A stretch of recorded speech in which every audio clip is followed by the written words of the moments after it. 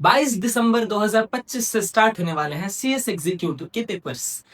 CS executive के group 1 में paper होता है आपका पेपर नंबर 4 CAFM।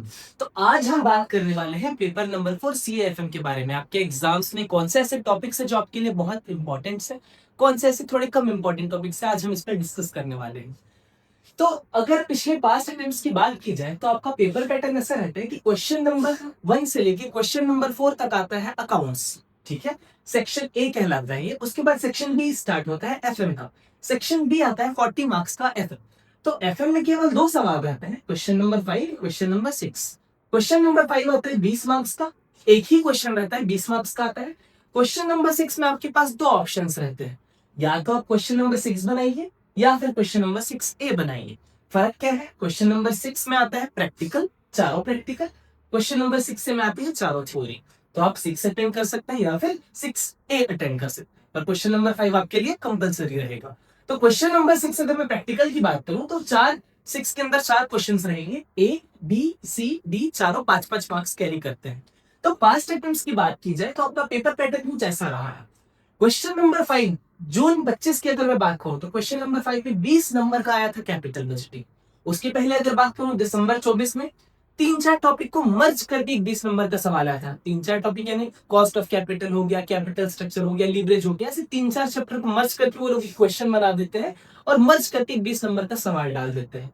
तो दिसंबर 2024 में आपका एक मर्ज क्वेश्चन आया था, सेम वैसे ही जून 24 में एक मर्ज क्वेश्चन आया, और दिसंबर 23 में आपका आया था प्रोजेक्टेड बैलेंस शीट। तो आपके 20 नंबर के क्वेश्चन में अलग अलग टॉपिक से ऐसे क्वेश्चंस आ रहे थे पिछले 4 सालों से, 4 अटेम्प्ट से।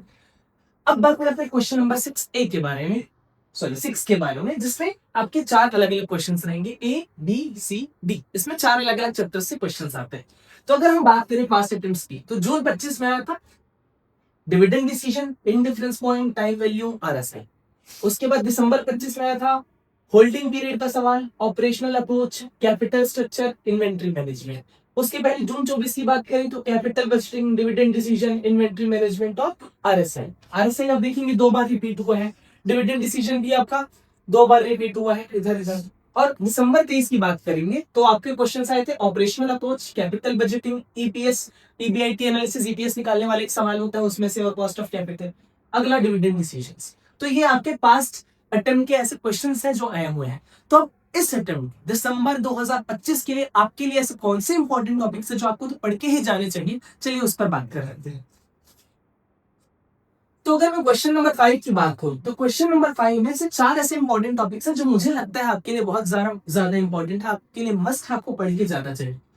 पहला है आपका क्वेश्चन नंबर 1 कैश बजट, दूसरा है टॉपिक 2 कैपिटल बजटिंग, तीसरा टॉपिक है working capital projected balance sheet के साथ जो सवाल आता है, और चौथा है मर्ज चैप्टर वो जो cost of capital, dividend decision, leverage, ये तीनों को ऐसे मर्ज करके क्वेश्चन बना देता है। यूजुअली यही 3 चैप्टर कवर रहता है।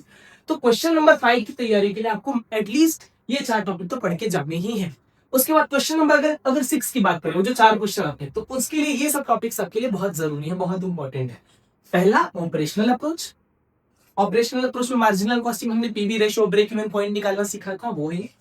दूसरा डिविडेंड डिसीजन, डिविडेंड डिसीजन में 2 चीज आप बहुत ज्यादा पढ़ के जाइए कि बहुत जरूरी है, एक वॉल्टर्स मॉडल, दूसरा MM अप्रोच, ये दोनों आपके लिए बहुत जरूरी है। तीसरा inventory management, TOQ material costing हमने पढ़ा था ना। चौथा RSI, फिर holding period, cost of capital हमने बहुत अच्छे से किया क्लास में। लिवरेज, ऑपरेशनल साइकिल, कितना टाइम लगता है आपके कैश को वापस कैश में कन्वर्ट होने की, और लास्ट है EBIT EPS analysis in difference point के साथ। तो ये कुछ बहुत इंपॉर्टेंट टॉपिक्स हैं जो आपको देख के ही जाने चाहिए। बाकी एग्जाम के लिए ऑल द बेस्ट।